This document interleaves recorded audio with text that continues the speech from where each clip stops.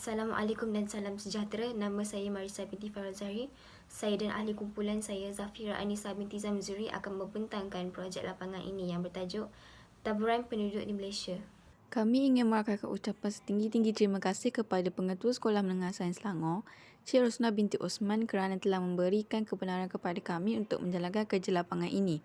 Kami juga ingin berterima kasih kepada guru geografi kami, Puan Ruaina binti Zulkarim yang telah membimbing dan memberikan tunjuk ajar kepada kami sehingga kerja lapangan ini dapat dilaksanakan. Taburan penduduk merujuk kepada sebaran penduduk di suatu kawasan atau negara. Menurut Sumber Jabatan Perangkatan Malaysia, anggaran jumlah penduduk pada 2016 adalah 31.7 juta penduduk. Taburan penduduk di Malaysia tidak sekata. Terdapat 3 jenis taburan penduduk di Malaysia. Padat, lebih daripada 200 orang sekilometer persegi. Sederhana, 50 hingga 200 orang kilometer persegi.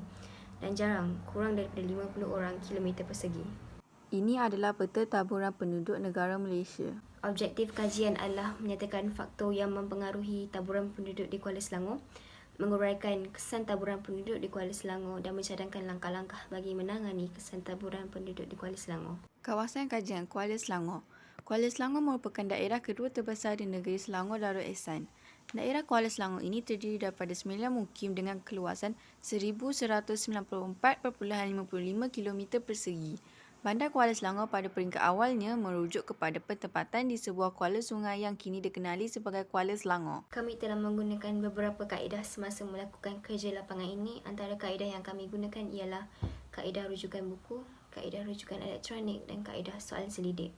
Hasil kajian pertama, faktor-faktor yang mempengaruhi taburan penduduk di Kuala Selangor ialah kepelbagaian kegiatan ekonomi, tumpuan kawasan dan perusahaan dan pusat pentadbiran negara. Hasil kajian kedua, kesan taburan penduduk di Kuala Selangor.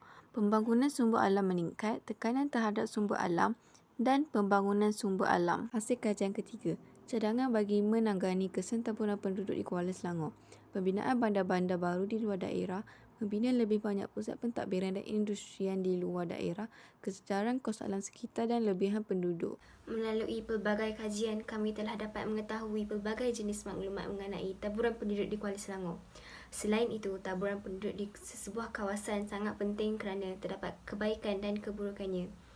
Akhir sekali, semua pihak perlu berganding bahu untuk menangani keburukannya bagi memastikan ekonomi negara maju. Ini adalah lampiran populasi penduduk mukim dan daerah Kuala Selangor.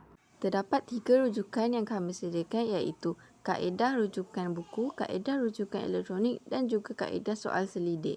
Itu sahaja daripada kami. Sekian, terima kasih.